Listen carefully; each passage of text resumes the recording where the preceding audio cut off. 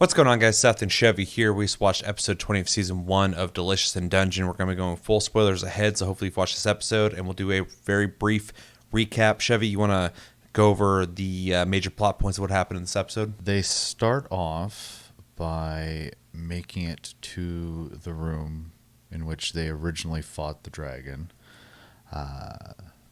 While they're kind of rummaging through, seeing if there's stuff still there, Senshi notices what seems to be like a frozen pond with fish in it.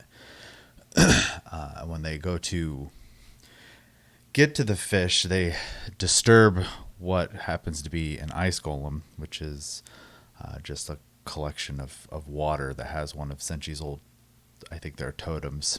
Saw a little thing where it showed his totem being flushed down the drain. And so, accidental golem. The fight primarily is with the newest member. Izutsumi and Chilchuck basically tag team it. Yeah. In which they kind of go through a little bit of awkward teamwork to defeat it, as the Izutsumi doesn't know how to defeat it, but Chilchuck understands it and marks the spot so that she can do the finishing blow. Once they're done with that, they become cold because it's been snowing in this part, and so they kind of make camp, and they get this like pseudo sauna on accident, and so they go ahead and take advantage of that.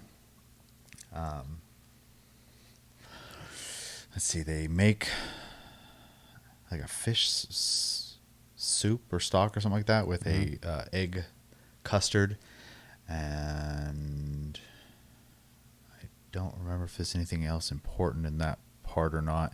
It's mostly just comedic stuff and finding out a little bit about Izutsumi and the Beast Minor and Laios going crazy with the blindfold. Right. They trek on some more, and then they get to another like cave, basically take a break, and are kind of figuring out what they're gonna eat as they go through their supplies. Senshi's sleeping, so he can't cook for them yet, and they happen to they get in a little bit of an argument with Izutsumi. Because they don't want to eat monster food. Pretty common theme in the show, especially with new people. Everybody seems pretty against it, yeah. And they look outside of the cave, and they notice these plants that look like sheep flowers, basically. Yeah, I think it's called a barometz or something like that. Also, it's interesting too, throughout this episode, we have a constant theme that Izutsumi is a picky eater, basically, but also to her character, she is very compelled by the idea of not doing things you don't want to do, and this is an ongoing thing throughout the episode that obviously has a resolution to at the end. But a couple times here, trying to get her to eat things she doesn't want to eat, do things she doesn't want to do. We get flashbacks of her past, kind of giving us some insight on what it's like in the East, I guess, was where that was at. So yeah, and then they end up going after the barometz. I think that's what it's called. But anyway, so too. Run to wolves. Yeah, she goes down there thinking she's basically going to get lamb chops, and wolves show up, and Laios comes down to help, and she decides she doesn't want to bother, and she leaves them for him to deal with. Yeah, she just wanders into a cave. Yeah, Marcel follows, trying to figure out the situation, but also like figure out what the hell this person's doing, and they kind of go through while following her nose to look for a way out, and they eventually get to a point where Marcel really just doesn't know which way to go and gets kind of left behind, and the newest member goes and accidentally finds a new wolf that starts attacking her, and Marcel shows up, his sister anyways, and she kind of gets a flashback of someone she lived with when she was staying with her party in the East. Yeah, I forgot her name. Yeah, describing basically why she likes to help people and stuff like that. Oh, it's Tade. Tade. And yeah, they rejoin. They eat the weird lamb fruit, as they call it, which was kind of a vivid scene of them opening the fruit and a baby lamb falling out of it. Yeah, and they ended up making balut with it, Yeah. which is gross. Yeah, that's all I can remember. She ends up eating it. She ends up thinking it's good, and they're all proud of her for doing it. Basically, the whole episode was a little bit of an introduction to Izutsume, as their team composition has now changed quite a bit. The intro also changed now that she's joined the party, and started out with her being a picky eater, and now they got her to eat something. So, yeah, really interesting. I'll jump in with my thoughts, though, unless you have anything else you want to add to that. It was an interesting episode. It definitely wasn't. It was fun, had some cool scenes in it, but I feel like it was a little all over the place for how simplistic the story was for the episode. There was a lot of jumping around, flashbacks, and different scenarios going on. Not complaining, just kind of an observation that I was like, okay, what's going on here? What's going on here? What's going on here? But yeah, it was cool to see kind of the dynamic of Izutsume with everybody else. Obviously, she's not the most compatible. Definitely wants to do her own thing. Very aloof, like a cat. Her and Chilchuk don't seem to get along too well, though there's a point later where Chilchuk apologizes for being rude to her, basically. But early on, he catches her trying to snatch something because he, is, that kind of dude who's able to catch things like that, see traps, stuff like that. So, and then even while they're fighting the Golem, which I thought was a fun little scene, I also thought it was really funny that that was Senshi's doing. It seems kind of ridiculous that they're dealing with something that he's responsible for multiple floors up. It was interesting to see basically what she's capable of. She's agile. She's able to dodge pretty well. She uses trickery, basically. She hides for a second to try and throw off the Golem, but it just sits there and waits. So that was cool. Also was really weird to see Chilchuk shoot anything. He even said that he doesn't really have like the strength to do damage, but basically marked where she needs to go for, and was able to help in the situation. So that was fun to watch. All the cooking scenes were fun. The sauna scene was interesting, especially when Izutsume was getting undressed, and she's very not modest. Didn't care, but she's just covering for her anyway. But Laios seemed to be very curious about what a beastman is like, basically, which was crazy. The episode later kind of gets weird in terms of them finding these barmets, or what the fuck they're called, and we don't even really get a good, like, he describes it a little bit, but like it's kind of like, okay, this is out here. Then they run into some wolves, which was really weird, and then they wander off into a cave, which we get some interesting dialogue between Marcel and Izutsume, but yeah, it seemed kind of like it was just kind of happening, but not really getting much substance out of it. The flashbacks, obviously, are worth watching because we're getting some background on Izutsume, but I also thought it was interesting too that Marcel was just using like a little twig as a staff, and that's what threw Izutsume off of the scent of the wolf, is because Marcel blew something upwind of the cave and changed basically the direction of the wind and stuff like that. So, and then of course, very happy to see Laios used his dog wolf impersonation that is now a running thing. It's happened like 3 times. He has the spirit of a what he thinks is a wolf, but what we saw in the last episode of dog. In terms of when he does that, it's funny every time. And yeah, overall it was a good episode. Not my favorite, but it was cool.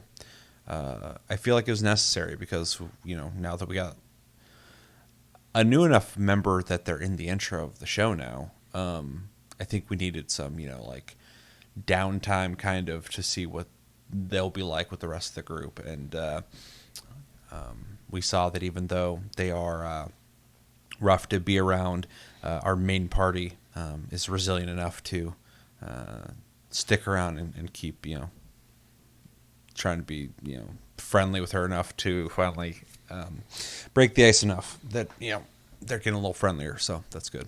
Well, and Chilchuk also kind of mentions to her at one point that partying with strangers is an awkward thing until you get used to it. So Yeah. so kind of We hinting at we've all been through this. So Yeah, we definitely, and we saw it in this episode. So, yeah, I liked it. yeah, I mean, I also liked it. It was also not my favorite, mostly because so far I'm not in love with Itsume. Is it to me? Their archetype's not really my favorite type in shows. I don't really like constantly stubborn, I don't want to do it types usually, but hopefully this is just because we're getting to know them and they will relax later, in which case I can grow to like them a little more as a character. Otherwise the scenarios, I liked the Golem scenario just because, like you said, it was just this weird freak accident from Senchi's garden of golems. Then it was just kind of a creative way of making one where all this like water has come down to this now cold section of the dungeon, which didn't used to be cold. And there was enough of a mass there to create a golem, so which is a interesting situation that they created for the show. And froze the little totem inside.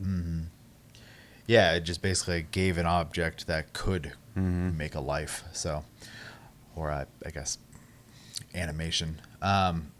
The whole flower or fruit or whatever they are part, I feel like, was it just a pinch underexplained? They did Laios tried to explain a little bit where he said it is like basically the problem with them is they attract carnivores, and that was just kind of a very quick hint that the wolves might be there, but I didn't catch that fast enough before the wolves were just there. The execution of the second half of the episode felt a little loose.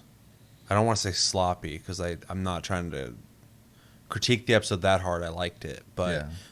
The show typically doesn't feel like that. And so this episode felt kind of off in terms of like the first half I thought was solid all the way up into the sauna. But then when we got to the second part where they're like wandering through the cave and we got rushed into the wolves and we didn't see a fight scene from that. Not that I'm looking for that, but like, we got introduced to this situation that turned to this situation. Then now it's this situation really quick. And you're like, okay, what's going on here? Yeah, it felt a little sloppier, I guess, or looser than how the storytelling typically is. Yeah, and there, it's obviously it's all catalysts for us to get to know our new member more. So I do feel the second half was not as good as the first half. Yep. I didn't hate it. It definitely like tonally kind of felt off a little for a moment.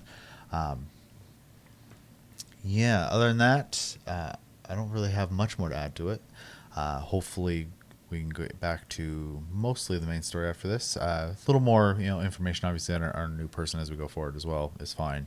Just hopefully not an entire episode anymore, since we've gotten that out of the way now. So Yeah, I feel like this will be the pulling the Band-Aid off episode of just like, okay, this is kind of the struggle of what it's going to be like to have this character in the party now. But after this, it'll just be like a more straightforward story where she'll just be part of it as opposed to the spotlight of it. So one thing that was interesting too, as this show does really well, always kind of dropping lore and tidbits. I thought it was interesting how they talked about how the room that they were in or the floor that they were on, originally for a while people thought that was the end of the dungeon, but then eventually somebody found the door that led further. So it's kind of a cool little lore drop of like the history of the dungeon.